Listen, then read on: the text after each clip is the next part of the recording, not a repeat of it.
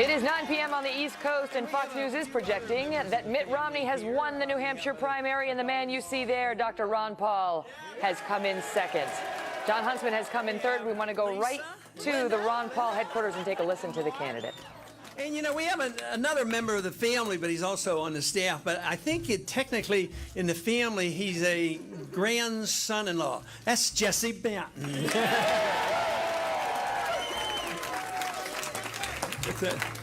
But it is a delight. And Jim, Senator Forsyth, thank you very much for your support, along with Andy, for your co-sponsorship, and Ray. I appreciate all that. That is just great. I do want to mention three names of the individuals who did so much organization up here, and that was Jared Shercoin as well.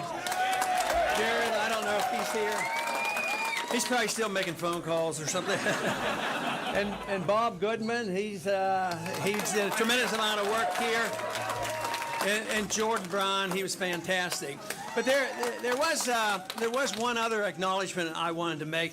I wanted to thank the union leader for not endorsing me.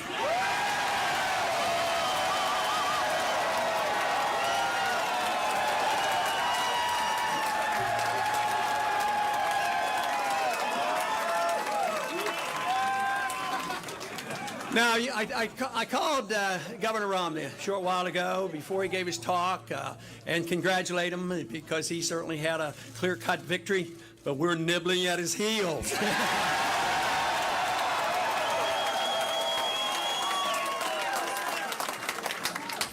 But there was another victory tonight. He had a victory, but we have had a victory for the cause of liberty tonight.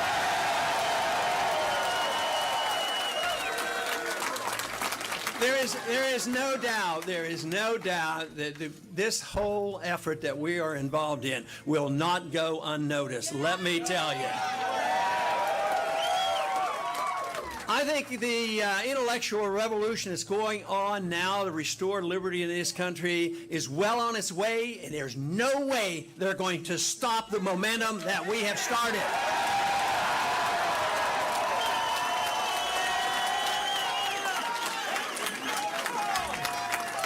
And that is the victory that you have brought about, because you have been the ones that have done the works. There's a lot of people here, but the ones across the countries, the donors, and the excitement on the campuses, it's just unbelievable. We don't always get the coverage or the interest shown on what is going on, because if they did, they wouldn't be ignoring so much of what we're doing. But you know, I find it sort of fascinating when they finally get around, and this is different people. It could be in the media, it could be our opponents or whatever, but I sort of have to chuckle when they describe you and me as being dangerous.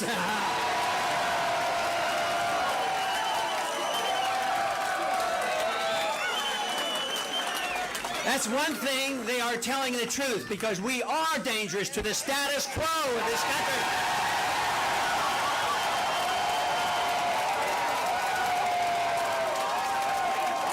President Paul! President Paul! President Paul! President Paul! President Paul! President Paul! President Paul! President Paul! And we will remain a danger to the Federal Reserve System as well. Yes. And the Fed, right, and the Fed.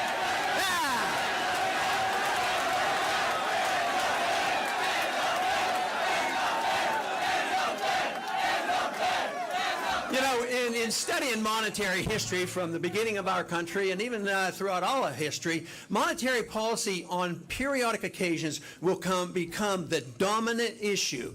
And we have emphasized that, and it has become an important issue. Just think, this is the first presidential campaign that the subject ever came up since the Federal Reserve was started.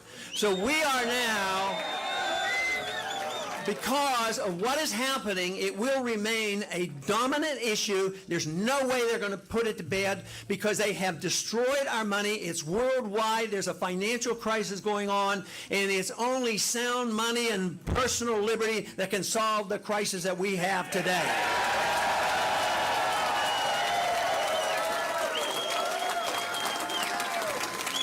But the one reason I talk about the monetary system so much, it was a sneaky, deceitful way to pay the bills. You know, an honest government that wants to be a big spending government would tax the people, and then the people would know what they were doing. If we had to pay taxes for everything that they do, you know, the people would rise up and stop it.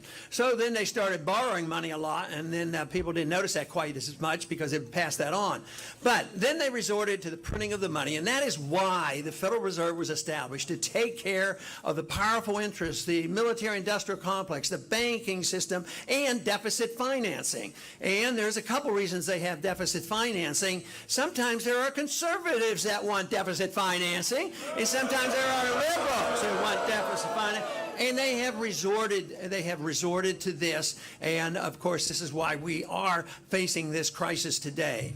But it also serves those interests who like to think that we have this responsibility. They claim it's a moral responsibility to take our young people, put them into the military, and send them hither and yon around the world, policing the world and using up the money.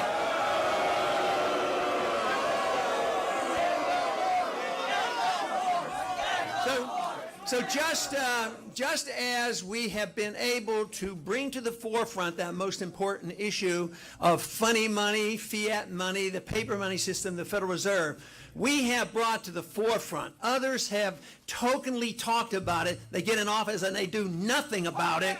But right now, it is this liberty movement, which is seen as a patriotic movement, an individual liberty movement, that is saying to the country and to the world, we've had enough of sending our kids and our money around the world to be the policemen of the world. It's the time to bring them home.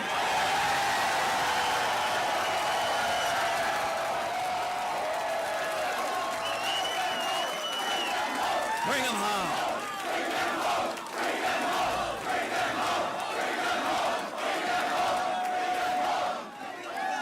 The one thing is we do know they will come home.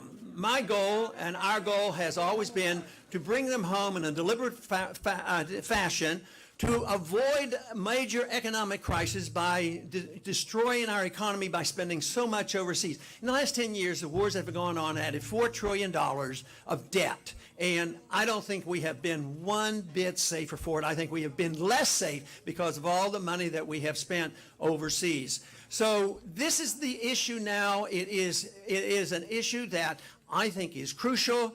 Jim mentioned in the introduction that, you know, so often they say that if we tell people that we think we should spend less in the military, they say, oh, that means you want to cut defense. No, if you cut the military-industrial complex, you cut war profiteering, but you don't take one penny out of national defense.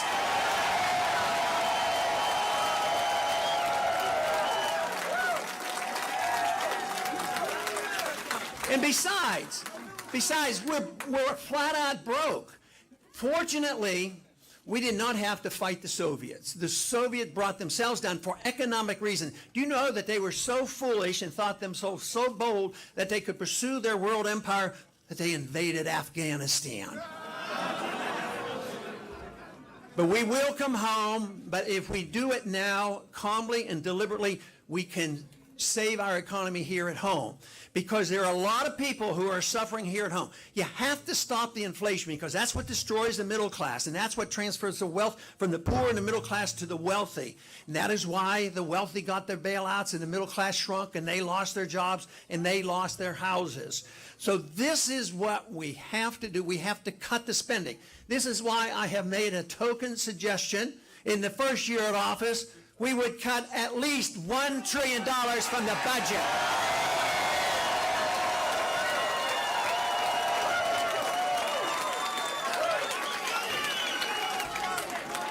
Now, the one thing that the talk you hear in Washington is pure talk because there is nobody suggesting, the other candidates are not talking about real cuts. They're talking about cutting proposed increases out in 10 years. They say, oh, we'll cut $1 trillion. Yeah, $1 trillion over a 10-year period, which is $100 billion every year. Our national debt is going up in real terms $100 billion every month. And they claim that's cutting, and they're yelling and screaming, oh, we can't cut, we can't cut. we do have to cut. We have to live within our means if we want to be able to at least take care of the people who have been made to be so dependent on the government. I mean, we have to work our way out. I would say if we did this and cut this overseas spending, at least we might be able to allow the Social Security beneficiaries to get their checks and medical care be provided. But if we continue to do what we're doing, the results are that the dollar is destroyed and the whole thing comes apart, and it's going to be a worldwide phenomenon. Already, Social Security beneficiaries are suffering a lot. Their income is shrinking because the value of the dollar is going down, so they're getting their checks cut. And that is why you have to think about the cutting and stopping the inflation. But overall, you have to ask, once again, as our founders did, what should the role of government be in a free society? The role should be very simple: the protection of liberty.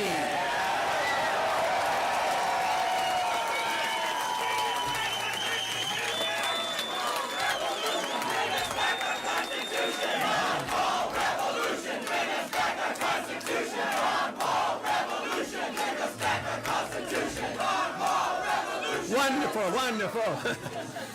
You know, the Constitution was written for a very precise manner. It was not designed to restrain the individual, not to restrain you. It was to protect your liberties and to restrain the federal government. But liberty has to be re-emphasized because we have been careless over the last 100 years. We have taken liberty and chopped it up into pieces. Some people think liberty has to do with personal habits, which I agree. Other people think liberty is how to spend your money, and they defend that part, and then they fight about when to do what. I think what we need to do is make this emphasis that liberty means you have a right to your life and your privacy and the way you want to live your life as long as you don't hurt people, and you have a right to keep and spend your money as you want to.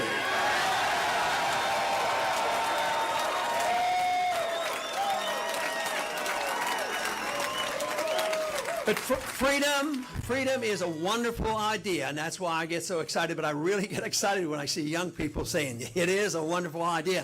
Freedom is popular, don't you know that?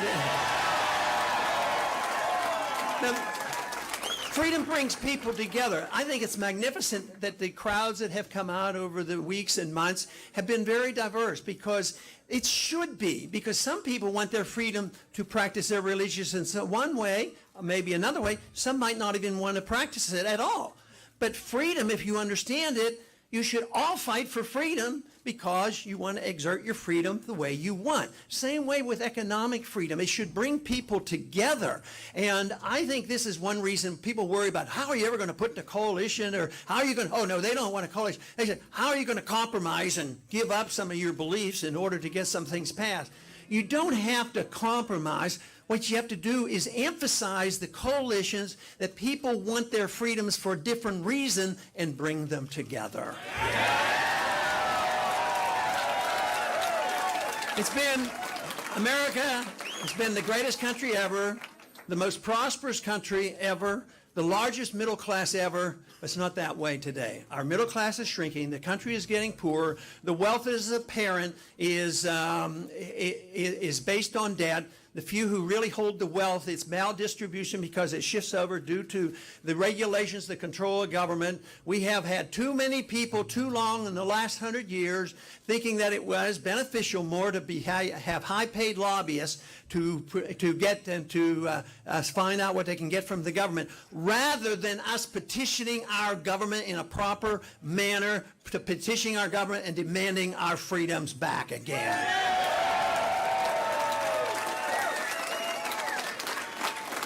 Now, a lot of times they give us trouble, and they say, freedom, you people are just too selfish. All you want to do is have your freedom, you know, and they argue that that is the case. But the thing of it is, the people, the bleeding hearts, and I understand them and I recognize them, and I believe most of them are well intended. But it doesn't work is the problem. All that good intentions of saying, we're going to give everybody a free house and no loans, and then they can borrow against, the equity. And look what happened. It was a bubble, it burst, and they lost their houses. So the humanitarian instincts are there across the board. What we have to convince them, if you are a true humanitarian, you have to fight and argue the case for free markets, sound money, property rights, contract rights, no use of force, and a sensible foreign policy so we don't waste our resources.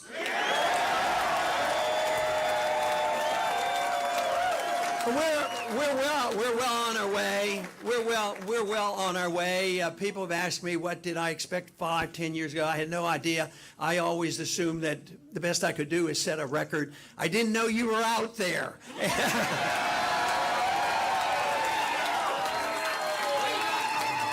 But it's no longer that irate, tireless minority that is stirring up the troops. Now that irate minority, and so tireless as you have been, it's growing by leaps and bounds. It's going to continue to grow by leaps and bounds, and we will restore freedom to this country. Thank you very much.